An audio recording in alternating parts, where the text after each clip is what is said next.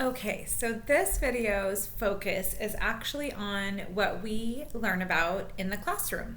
So I'm going to start with literature because it is my favorite time. So literature circle normally would happen in the classroom, and I have a rocking chair and a carpet, and the kids come and gather around, and I read aloud to them, and you as parents, if it's your volunteer day, we take turns reading aloud. And we have discussion, and there's some worksheets that they fill out that we use, as a learning tool. And so virtually, we are going to do this year. So we're starting the year. I'm in a rotation. My program is, and so I'm going to repeat something that I did 2 years ago. So when you come pick up curriculum next week, your child will get a Charlie and the Chocolate Factory chapter book to borrow. So please don't write in it because it is not yours to keep, but you get to borrow it until we are done with it. And what will happen is every week there will be chapters assigned for you to read at home. Now you have two options. I'm going to be recording myself doing read alouds, and so you'll be able to go to the website, go to literature videos, click on those videos, and can follow along in your book at home as I read to you, and I'll probably stop at times for some teaching points.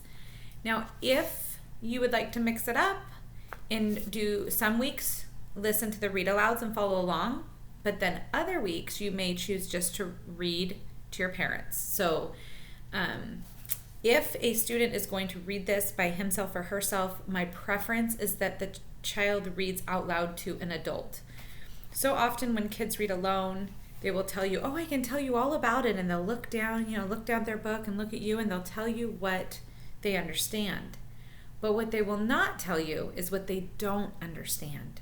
So when a child reads alone, they don't know what they don't know, right? But if a child is reading to you, you are able to stop and say, oh, what's that word again? And if you notice it's not pronounced correctly, it's an opportunity to teach your child what the word is and what it means. So my preference is always have your child read to you or follow along with my read aloud. All right, sounds good. And then I'm also going to have for you this book copied and ready to go for your curriculum pickup day. So if we read chapters 1 through 3, then there are worksheets that go to chapters 1 through 3. And there are, I believe, 3 worksheets for chapters 1 through 3. 1, 2, 3. 3 worksheets. And it has comprehension questions, it has vocabulary, it has fill in the blank, it has true or false. So a variety of questions and different ways of learning. So this is broken down into chunks of 3 chapters at a time. So each week it will be like chapters 1 through 3, and the next week read chapters 4 through 6, and the next week 7 through 9. That is the format.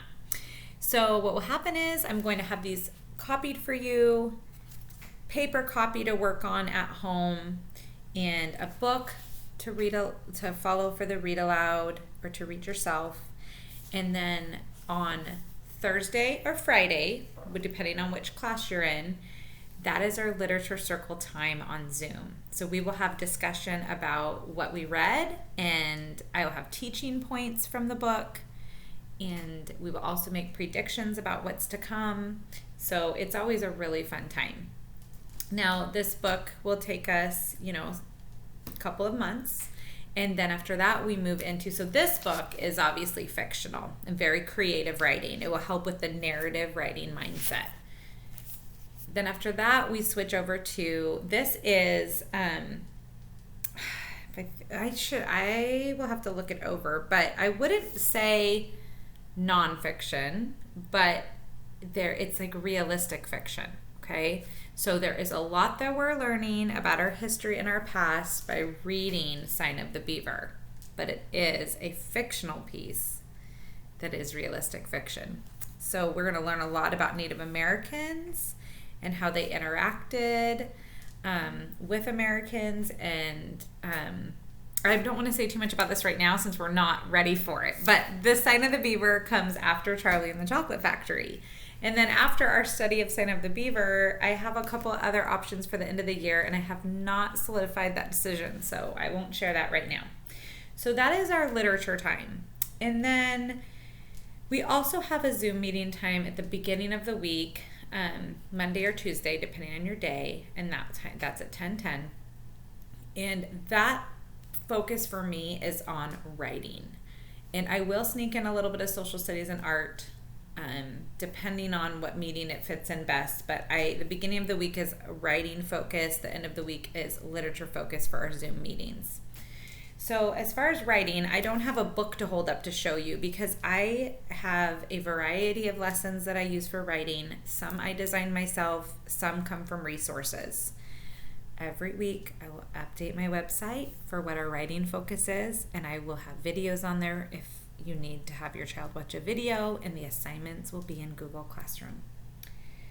And we start out the year writing personal narrative stories. Now for social studies, we're going to start our year just learning your basic geography map skills, and then we will learn about the different regions of the United States.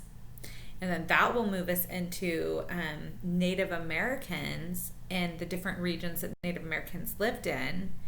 And we will just learn about how, depending on what region you live in, that determines what kind of clothing you wear, what kind of food is available for you to eat, what kind of housing you will live in. So a lot of compare and contrast. And then for art, couple of things. So we learn the elements of art. So this is one of many books that I have, but line, shape, color, value, texture, form, and space.